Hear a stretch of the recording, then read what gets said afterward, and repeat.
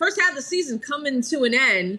And before we look ahead, guys, I want to look back on what's been a wild, unpredictable, unprecedented first half of the season. So, Perk, I'm going to start with you. What was the biggest surprise of the first half of the season for you? I know this may sound crazy, but I say a lot of crazy things at times. But guess what? The Chicago Bulls has been a surprise to me.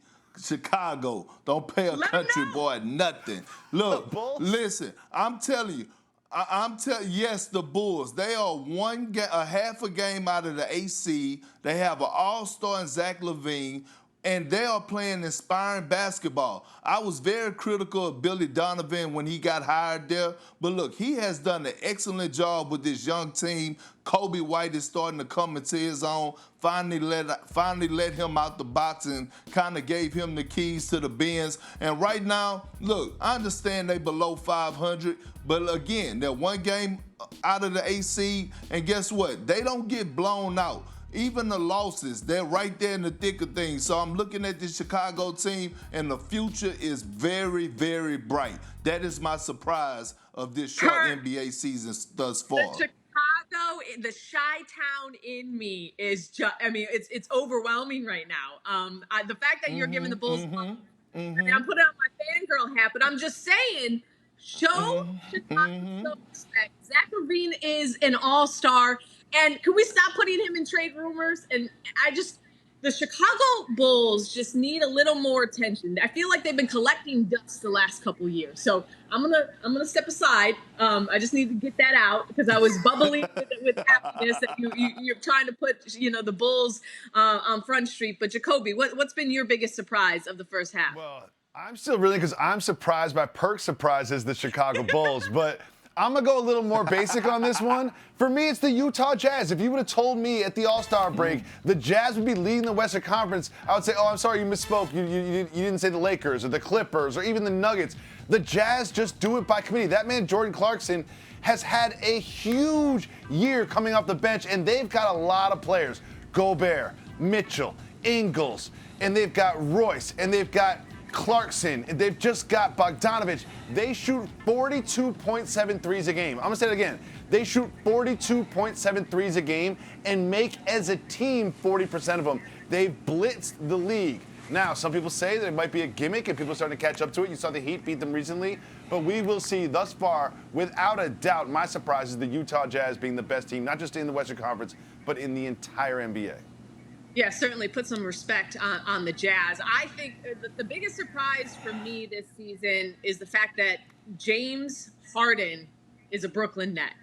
That actually happened. That he basically said, I want to be a Net. And the Rockets found a way for him to team up with Kevin Durant and Kyrie Irving. And he is in Brooklyn and playing some of the best basketball we've seen him play as this playmaker. While the Jazz are really the team, I think, of the first half as far as their success, I think the biggest storyline has to be the Brooklyn Nets and James Harden becoming a Net. If we're going to just sum up kind of some of the crazy outside of all the coronavirus and how that has impacted the season and the schedule and everything new that has gone on with the season, I think James Harden being a Net may be the biggest stunning news. Maybe not a surprise given that he basically asked to go to Brooklyn. But I think a lot of players were also surprised that the league forged ahead with the All-Star game, despite several players stating that they didn't want to do it. But look, it's happening, and it's going to be a jam-packed Sunday night in Atlanta. So, Perk, what's the one thing that you want to see on that All-Star Sunday? Well, as being a former big man, I got a soft place in my heart for the bigs. And right now, we're watching two of the best in the game in Joel Embiid and Big Jokic. So I'm looking for either one of them to win All-Star MVP. I think they have a chance. It's been a while since a big man has won All-Star MVP. They usually give it to the guards and wings, but we're here, baby. The bigs has come back. They back to life, and I want to see one of them walk away with the trophy. What about you, Jacoby? Well, first of all, Perk, you're not a former big man. You're a big man forever. In my mind, in my heart, you're always a big man, and I appreciate that about you.